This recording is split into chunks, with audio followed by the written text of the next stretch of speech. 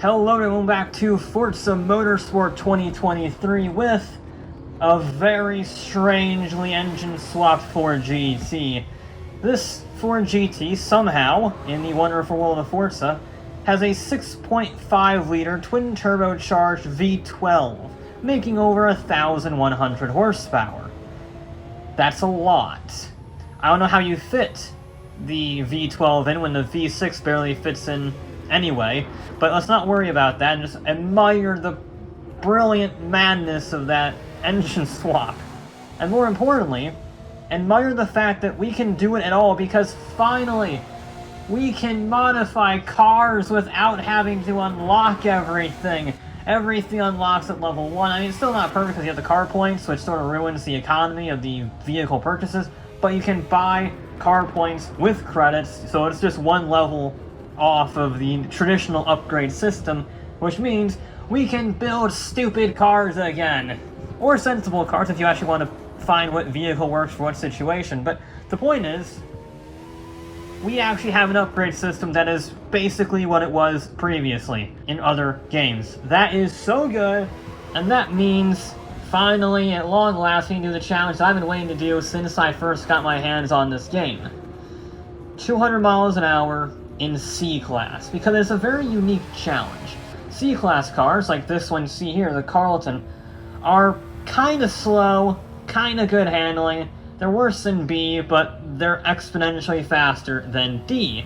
And that means you can usually get about 130, 140 miles an hour stock. The Carlton here is probably the fastest D-Class car, 180 miles an hour. But if you want to get that extra 20 miles an hour, you need to really compromise the handling. You need to have massive horsepower and no handling whatsoever.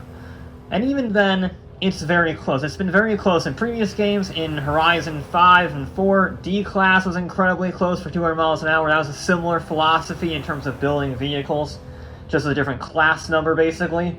I've been wanting to do this for a very long time, wanted to try out the new engine swaps, so let's not beat around the bush and try and hit 200 miles an hour at the lowest PI possible.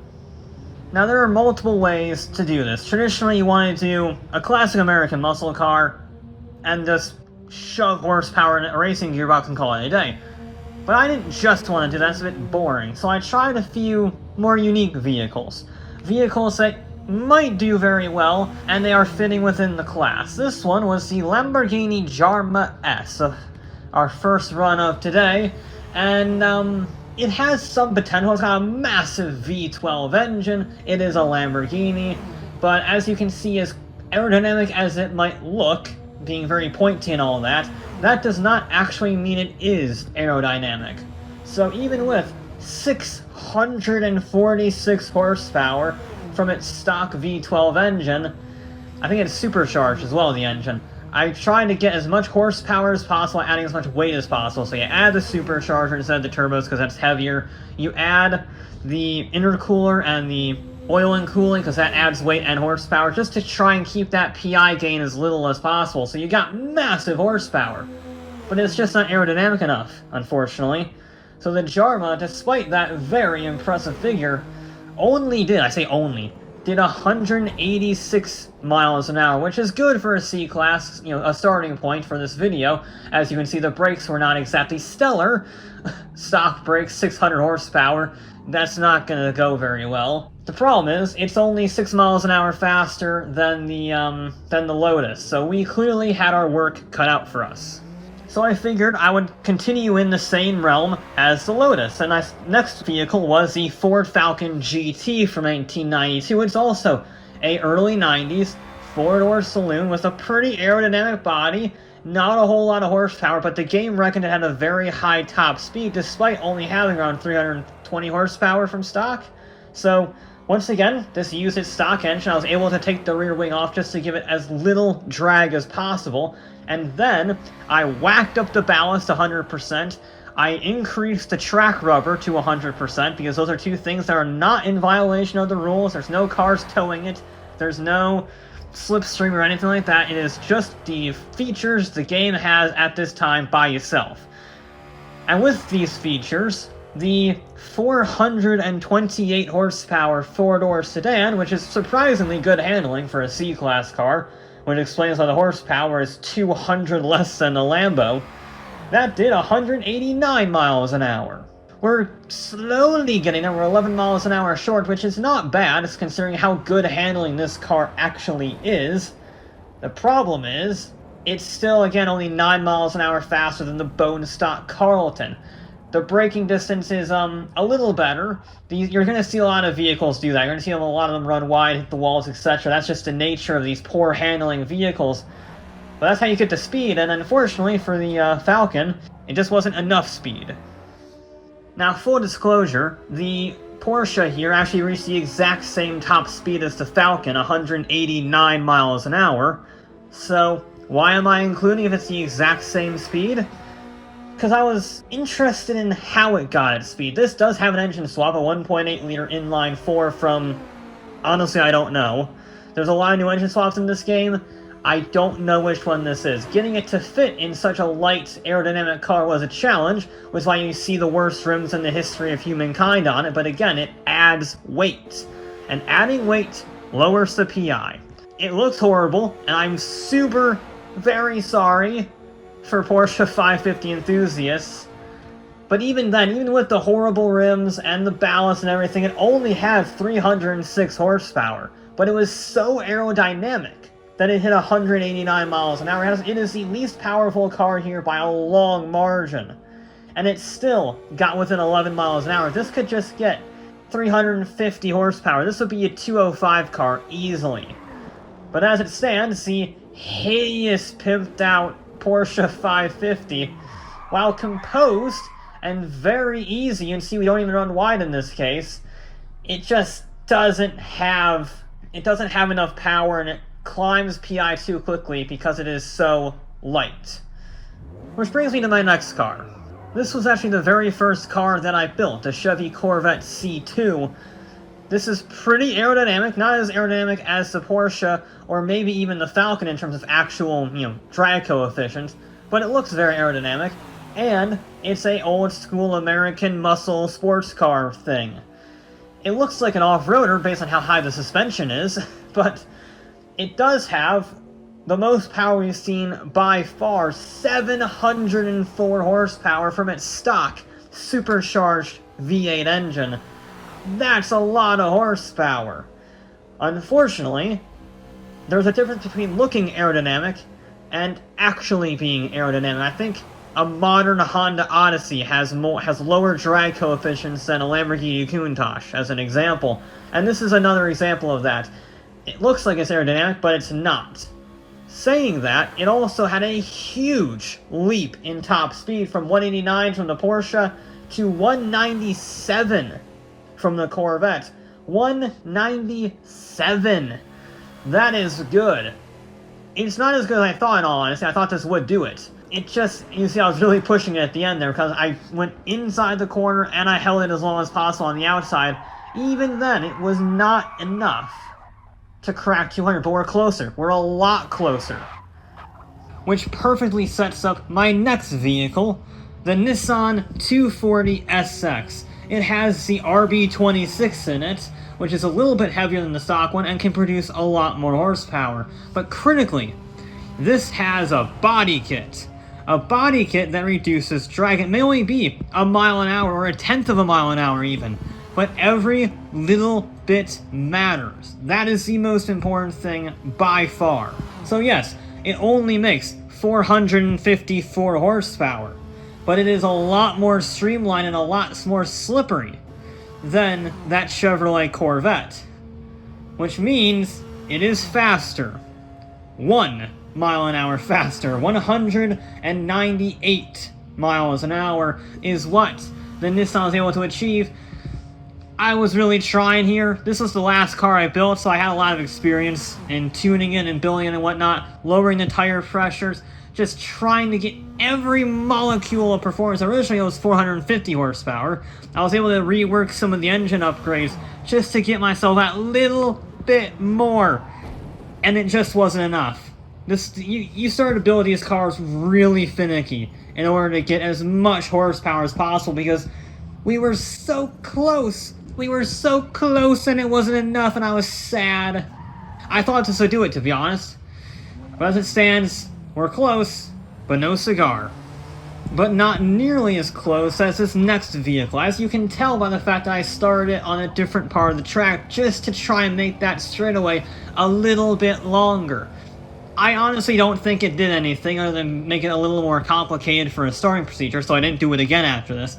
But I was trying everything to make the little MGA hit 200 miles an hour because it, on paper, should be brilliant. Very light, very small like the Porsche, but unlike the Porsche, which had 300 horsepower, this has nearly 600 horsepower from a Ford Mustang 5-liter V8. It's got the Coyote engine in it, which is a different engine swap. Again, I'm not sure how that fits into the tiny little MGA, but I'm not going to worry about it. And you can see we are climbing 195 already, 196, it's going, but we are rapidly running out of road at 197. We are already past the first of the kinks, which means we only have a little bit more to go, but we are also almost at 200 miles an hour. We're at 198.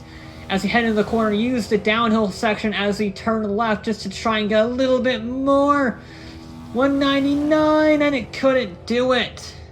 199 miles an hour for the MG. I'm gutted. Absolutely gutted. I tried so much to make the little Mint MG work, but it just didn't. And that makes me so sad. But I didn't have to wait long, because pretty much 1 or 2 builds later, I don't remember actually, this finally broke 200 miles an hour in C-Class. It was possible in this game. I figured it was because the MG was maybe half a mile an hour off of our target. So, yeah, that was painfully close, but the Mustang is a much more traditional car for this challenge. Very small tires, monstrous 7-liter Hemi V8, making nearly 700 horsepower. Not very aerodynamic, but with a racing transmission, you can easily tune the gears to get to the speed that you want. And it's just a matter of, will it run out of road before it runs out of speed? This could, according to the telemetry, do 200 miles an hour. I just had to be able to do it in practice. Now, I said the tires were small. These are 225s, which seems way too small for 700 horsepower. However, because of that tire rubber effect, you can tune in the menu, which I'm still saying is allowed as we crack 200 as I'm talking. It actually had a lot of control for the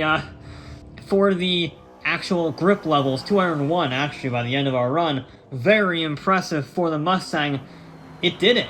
It did 201 miles an hour. Thanks to the track rubber and the racing transmission and the engine. So you could build it to a C-Class car to do 200. The question is, how much further can you go?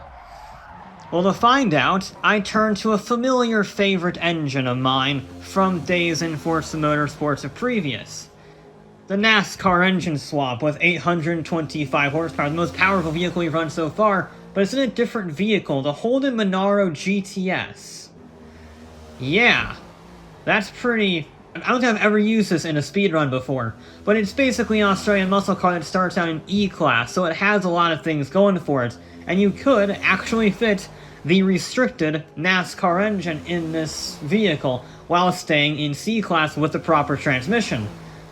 So yeah, that was surprising. I'm gonna say I've never used this vehicle before, but it did a bloody good job. We went from 201 miles an hour for the Ford Mustang across the pond to 206. Now we're getting somewhere. The Mustang could be viewed as kind of a fluke. It got lucky on its run. This thing, though, was rock solid all the way through. No question it would hit 200 miles an hour. I think it hit 200 on the straightaway, too, running it in the opposite direction. No control at all. But you don't need control as long as you hit your target speed. And to be fair, bouncing off the wall did result in me stopping pretty easily. It did it. What can I say? 206 miles an hour, and we are not done yet. And now we go from an American muscle car to an Australian muscle car to a British muscle car. The Aston Martin DBS from 1967. Another vehicle I never would have used, but it is basically a British muscle car. D-Class in terms of PI. Not very aerodynamic, old school tires and suspension. It's perfect for this pretty much. And once again, it uses the tried and tested 7-liter Hemi V8. Most of the times that was the go-to engine. A lot of vehicles ended up using that. And the NASCAR engine was just too much PI most of the time, so you wanted to use the Hemi, which was a little heavier, not quite as powerful, 687 horsepower, but a little bit more aerodynamic. It is British after all, it's European. They might have had a wind tunnel, I don't know, probably not, but it's a good car for this, and it's better handling than the Monaro, so it does a little bit better. 208 miles an hour for the Aston. For a vehicle that I never thought I would use, this was a phenomenal job. I mean, it's on the podium for fastest cars. There's only 2 cars I built that were faster than this. And I can vaguely get it stopped and turned. I mean, I clipped the wall a little bit, but it was just a little tap. And then I was able to get on the brakes nice and controllably. It didn't wobble about. I mean, that was probably one of the better handling cars of this session. Well, okay, not the best handling car of the session. That goes to the king here. The Dodge Charger Daytona, the vehicle that I thought would do the best by a fair margin. Because it has the handling of a muscle car, the weight of a muscle car. It's over 2 tons with the ballast in it. However, it has a rear wing you can remove to make it super streamlined, and it has the nose cone up front for even more streamlining. It's designed for the Daytona 500. Of course it's going to do well in a straight line. It hits 200 miles an hour in racing trim from stock. Now this is the road trim, which means I had to tune it up to 792 horsepower. But with that aero kit and the monstrous horsepower in the racing gearbox, it flew like a madman. 220 miles an hour in D-Class. C-Class, whatever, I have D-Class on the brain from Horizon, doesn't matter. What matters is this was the nicest vehicle to drive by far. I mean, yeah, it clips the wall, but I was really pushing to try and get over 220. And 220 in D-Class is a phenomenal achievement. I thought we would get 215, maybe 220, but this just cements it. That was a brilliant run from a brilliantly stupid vehicle. I love the Daytona, and I thought it would be the winner. But it wasn't the winner. The winner was the same winner as last time in Motorsport 7, the crazy lunatic death trap that is the Mazda RX-3. Now in Forza Motorsport 7 it had a quad rotor with 718 horsepower, but being Motorsport and having the world's craziest engine swaps I've ever seen, you can do more with the quad rotor than take off the restrictors, because for the first time ever, you can turbocharge the quad-rotor racing engine to make more than 718 horsepower. In fact, you can make 1,025 horsepower. Now at that point, it really isn't very effective. You can see I'm having to mitigate the throttle so much, I can't even use 1,000 horsepower. And I pretty much just kept 1,000 horsepower because it's a fun thing, and the fact that you can turbocharge the quad rotor is insane. I'm pretty sure I'll get a similar speed with just a de-restricted version.